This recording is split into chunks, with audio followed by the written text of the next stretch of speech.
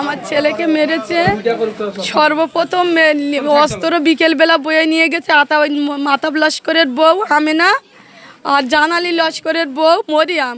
ওরা ওই অস্ত্রগুলো নিয়ে ওরা দিয়েছে ওদের স্বামীদের হাতে তুলে দিয়েছে ইব্রাহিম আর ইসমাইল। ইব্রাহিম প্রথম আমার ছেলের বুকে 4-5টা ফাইট মেরেছে, তখন আমার ছেলের নিঃশ্বাস আসে না, যখন ঘাড় হ্যাট করেছে তখন কোপ মেরেছে একদম মাথায়, ঘাড় থেকে মাথায় লেগেছে। সব করাবার মালিক ওই যে জানালি লস্কর, সব কিছু করে গেছে জানালি লস্কর। আমার ছেলের মারি মাতাব লস্কর ওরা। আমার ছেলে 2021 সাল থেকে ওরা মারার চেষ্টা করতেছে, যেখানে যায় আমার ছেলের উপরে আক্রমণ, যে কাজে যায় আক্রমণ। আমার ছেলে আইএসএফ করে, আমার ছেলে 2021 সাল থেকেই আইএসএফ করে আসতেছে, আর এই 26 সাল পর্যন্ত ভাইজানের পাশে রয়েছে, ভাইজানের পাশেও থাকবে।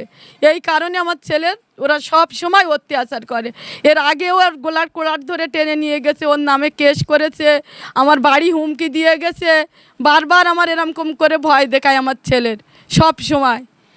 আর কালকেরা পুরো প্ল্যান করে আমার ছেলে ডেকে এলে, আমার ছেলে ভালো মানুষ, কোনো দোষী না আমার ছেলে ওই রাস্তাতে গেছে, ওখানে ঝামেলা হচ্ছে, যেই দাঁড়িয়েছে আমার ছেলের ওপরে ওই কোপ, তাও সাপোর্ট দিয়ে মেরেছে, সাপোর্ট দিয়ে বলে ওর আমার সে কবে আমার চা শ্বশুরির মেরেছিল, খুন করেছিল, সেই নাম করে বলতেছে জ্যোতিপীঠ জেলাম খুন করেছি, লস্করকে সব খুন করবো বলে আমার ছেলের ওপরে চাপড় দিয়ে মেরেছে। আমার ছেলে যদি মাথাটা না সরাতো আমার ছেলে আমি পাতুম না বাপ, আমার ছেলে পাওয়ার কোনো রাস্তা ছিল না। আমার ছেলে যেন সঠিক বিচারটা পায়, এই আবেদন হাত জোড় করে তোমাদের কাছে বলছে, আমার ছেলে যেন সঠিক বিচারটা পায়। আমাদের খুব কষ্ট দেয় ওরা, খুব ভয় দেখায়, বারবার আমার ছেলের উপরে আক্রমণ করতেছে ওরা। ওই যারাই আমার ছেলেরা আজকেরা মেরেছে তারাই আমার জ্যোতি লস্করের মার্ডার করেছে, ওরাই সব কিছু করাবার মালিক। আরাবুল ইসলাম এসেছিল, উনি বলেছে মা তোমার চিন্তা করতে, আমরা তোমার পাশে আছি, আমরা সঠিক বিচারটা পাইয়ে দেবো, তোমার ছেলে যাতে সঠিক বিচারটা পায়, আমরা সেই চেষ্টায় আছি, আমরা সঠিক বিচার করে দেবো, এইটাই বলেছে। আমার নাম আমিরন বিবি, এটা চাঁদপুর খড়গাছি। গাড়ি এমনি গাড়িও তোমার রিজার্ভ করা হয়ে গেছিলো, রেডি হয়ে গেছিলো। তো এই লস্কররা তাদের কি অত্যাচার করতেছে, কি অসুবিধাটা করতেছে তাদের, তো এদের ওপরে এত আক্রমণ কেন? ওই তো ওই টিএমসিরা, ওই সাদেক মল্লিকাস, তারপর গিয়ে ওই সাইফুদ্দিনাস, এরা সব এখান থেকে বাড়িতে ছেলে দিত, ওখানে ওরাই লিস্টি করে রেখে দিয়েছে, একদম সব কাগজে সব লিস্টি করা হয়ে গেছে। আমাদের ঘর বাড়ি ভাঙবে, একদম সব রেডি। আমার ছেলের মারবে, আমার দেওরের মারবে, সবসময় আমার ওর ছেলের বাবা জলকারে থাকে, সেখানে বলতে তো ছেলের আর তোমার ভাইয়ের হুঁশিয়ার করে রেখে দেবে, সবসময় তোমরা করে রেখে দেবে, 4 তারিখের পরে খবর আছে। তো আমার ছেলেরা আমার দেওরা কি অভিযোগ করতেছে, কার কাছে কি অন্যায় করেছে, কারুর মেরেছে না কারুর ঘর ভেঙেছে না কারুর ঘর দরজা ভেঙেছে, তাগালি তারা কেন এত অত্যাচার আমাদের ওপরে কেন করবে, এত অত্যাচারে কেন থাকবে? আমরা তো কারোর ওপরে অত অত্যাচারে এতে নিকো, তাহলে কারা কেন থাকবে? হ্যাঁ, আমরা ভাইজান করতেছি, ভাইজানের পাশে থাকবো, আমরা ভাইজানের চাই। সব সময় এইসবগুলো কেন আমাদের স্বামীদের সবসময় হুমকি দিচ্ছে, আমাদের ঘর দরজা আমাদের স্বামীদের মারবে। সামনের বারে 21 আমরা কেউ বাড়ি থাকতে পারিনি, ঘর দরজা 7 বার আছে, এই রোজার সময় আমরা খেতে পারিনি। ওই কমনে আমার বাপের বাড়ি গেছিলাম, কেউ আমার শ্বশুর শাশুড়িরা কেউ এখানে ছিল না, সেখানকে রয়েছে। একটা ব্যাপার জানেন যে এক্ষুনি ক্যানিংয়ে যেটা ঘটছে, শুধু তৃণমূল কংগ্রেস নয়, ওর সাথে বিজেপিও যুক্ত আছে। এখন যারা তৃণমূল কংগ্রেস ম্যাক্সিমামটাই তারা বিজেপির সাথে যুক্ত, তারা বাঁচার জন্য অনেক চেষ্টা করছে। শওকত মোল্লার লোকেরা, শওকত মোল্লা বেশ কয়েকদিন ধরে বিভিন্ন জায়গায় বিজেপি নেতাদের বাড়ি বাড়ি যাচ্ছে, কিন্তু উনি তো দল ওনাকে নেবে না, উনি ছুটোছুটি করতে পারে। আপনারা দেখেছেন আজকে ভোরে শওকত মোল্লার বাড়িতে এনআইএর হানা।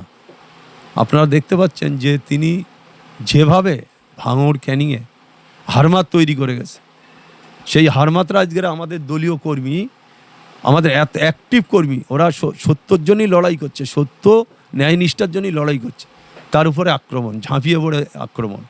তাও কি কোপা ধারালো কোপা নিয়ে ও যদি ঘাড়ে পড়তো তাহলে শির কেটে যেত, মারা যেত।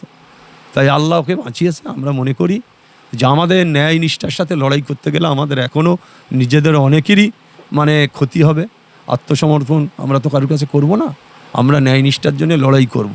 লড়াই করতে গেলে বাধা আসবে, আপনারা জানেন শত্রুদের সবসময় তাদের পায়া ভারী থাকে। তাই আজকে আমি মনে করি কাল যারা মেরেছে তারা কাপুরুষ, মেরে পালিয়ে গেছে। তারা যদি মনে করতাম মেরে দাঁড়িয়ে রয়েছে বা এলাকায় রয়েছে, তাহলে বুঝতাম যে তারা সত্যিকারের মোস্তান বা লড়াই করা লোক। এরা হচ্ছে কাপুরুষ, মেরে সব পালিয়ে গেছে। তাই আমরা মনে করি আমাদের ছেলেদের সবারই বলবো সাবধানে থাকবেন। আমরা নিশ্চয়ই নীতি আদর্শের উপরে লড়াই করব। আমরা কারুর কাছে মাথা নত নয়, আমরা আমাদের ন্যায় পথে লড়াই হবে। আইএসএফের নেতৃত্বে প্রতি আমাদের সবার আস্থা আছে। আমরা আমাদের নওশাদ সিদ্দিকীর প্রতি আমাদের আস্থা আছে, তাঁর নেতৃত্বের প্রতি আমরা আস্থা রেখে লড়াই করছি। প্রতিটা ক্ষেত্রে ক্যানিং বলুন, ভাঙড় বলুন, বিভিন্ন আশেপাশে বলুন, সব জায়গায় আমরা লড়াই করছি। তাই আজকে ক্যানিং বিধানসভা এমন একটা, ক্যানিং পূর্ব বিধানসভা এমন একটা খুনের জায়গা। এটা আপনারা দেখেছেন 3-4 দিন আগে প্রচুর দানা পাওয়া গেছে কার? শওকত মোল্লা লোকের কাছ থেকে। মেশিন পাওয়া যাচ্ছে কার? শওকত মোল্লা লোকের কাছ থেকে। আপনারা দেখেছেন আজকে এনআইএ এসছে কোন কারণে? আপনারা জানেন কয়েকদিন না দিন 15-20 আগে আমাদের চালতাবেড়িয়া অঞ্চলে দক্ষিণ বামুনিয়াতে বোম বানতে গিয়ে একজন মারা গেছে। আপনারা জানেন সেখানে প্রায় 150 সকেট বোম পাওয়া গেছে। এই বোম বাঁধা হচ্ছিল প্রতিটা ভাঙড় ক্যানিংয়ে প্রতিটা বুথে পাঠানোর জন্যে শওকত মোল্লার নির্দেশে এই মাল সারা জেলা জুড়ে। আপনারা দেখেছেন জেলায় একটা সময় শওকত মোল্লা খুনের রাজনীতি করেছে। ও যখন যুব সভাপতি ছিল 64 জন তৃণমূলের যুবর নেতৃত্ব খুন হয়েছে। আজকে সেটা আর পাচ্ছে না, আজকে খুন করতে পারছে না, আজকে লড়াই করছে, বিভিন্নভাবে মারার চেষ্টা করছে। তাদের এত বড় সাহস কোথা থেকে আসে? আমার কর্মীদের ঘাড়ে তারা এর কোপার বাড়ি মাথায় মারছে, এটা এতটা সাহস কোথা থেকে আসে? নিশ্চয়ই তাদের পিছনে কোনো মদত আছে। তা আমরা সেটা দেখব। আমি আমাদের ছেলেদের বলবো নিশ্চয়ই তোমরা লড়াই করবে, বেঁচে থেকে লড়াই করতে হবে। কেউ মারতে আসলে মার খাবে না, অন্তত প্রতিরোধ করবে। তার বাকিটা আমরা আছি দেখব। আমরা চাই যেই ধরনের ঘটনা ঘটেছে, আমি এখানে হাকিমুল আসছে, আমাদের দলীয় নেতৃত্ব আছে, আমরা এখানে একটা প্রতিবাদ মিছিলও করব। কেন? যে এই ধরনের ঘটনা যদি এলাকায় ঘটে, আমরা কিন্তু কেউ ছেড়ে কথা বলবো না। আমরা প্রতিবাদ করব, প্রতিরোধ গড়ে উঠবে, মানুষ রাস্তায় নামবে, মানুষ রাস্তায় বেরোবে। যারা এই ধরনের কাজের সাথে যুক্ত তারা আর এলাকায় থাকতে পারবে না। তাই আমরা এর জন্য একটা বড় প্রতিবাদ সভা আমরা করব, আমরা কথা বলে আপনাদের জানাবো। কিন্তু এই ধরনের ঘটনা আমরা ঘটতে দেব না। যে আমাদের লোকেরা মার খাবে, কোপ খাবে, এখন আমরা সেটা মানব না। তাই আমি প্রশাসনকে বলবো, অনুরোধ করব, যারা এর সাথে যুক্ত অবিলম্বে তাদের অ্যারেস্ট করে দৃষ্টান্তমূলক শাস্তির দাবি করছি। না হলে পরবর্তীতে বাজে জিনিস হবে। আমি আবার প্রশাসনকে বলছি যে আপনারা আপনাদের আইনের রাস্তাটা আপনারা দেখুন। এই ধরনের ঘটনা ঘটলে আমরা কিন্তু ছেড়ে কথা বলবো। দেখা যাচ্ছে তৃণমূল কংগ্রেস ক্ষমতায় নেই, তারপরেও নেতাদের বারবার বা তাদের মদত দিচ্ছে কারা? এই আমি বললাম যে তাদের মদত পেছন থেকে দিচ্ছে। এখানে যারা মদত দিচ্ছে বিজেপির একটা সেকশন আছে। বিজেপির আমি সবাইকে খারাপ বলবো না, একটা সেকশনের মানুষ তারা এই ধরনের কাজের সাথে যুক্ত। তাদের কাজ হচ্ছে লুটপাট করব, পয়সা কামাবো, পয়সা তুলবো। আপনারা জানেন তৃণমূলে যারা ছিল বিগত দিনে তারা তো সবাই কোটিপতি, কোটি কোটি টাকা কামিয়েছে। এখন তাদের সাথে ভিড়ে যে আমরাও কিছু কামাতে পারি কি, এরম করছে। আমি বিজেপির নেতৃত্বকে বলবো যে আপনারাও নজর রাখুন ক্যানিংয়ে কারা কারা আপনাদের দলে নেতৃত্ব দিচ্ছে, মারপিট করার জন্যে না তোলাবাজি করার জন্যে। আমি নেতৃত্বের কাছে আবেদন করব। আমাদের মোটামুটি 4-5 জনের মতন আক্রান্ত হয়েছে, তবে বেশি আক্রান্ত হয়েছে আমাদের কি তোমার নাম? মোস্তাকিন আমাদের সত্যিকারেরই একটা খুব অ্যাক্টিভ ছেলে। প্রতিটা সময় দলের কর্মসূচিতেও আগে থাকে, মানুষ ওর সাথে প্রচুর ছেলেপিলেরা আছে। যখন আমরা মিটিং করি মোস্তাকিন কিন্তু প্রথম সারিতে থাকে।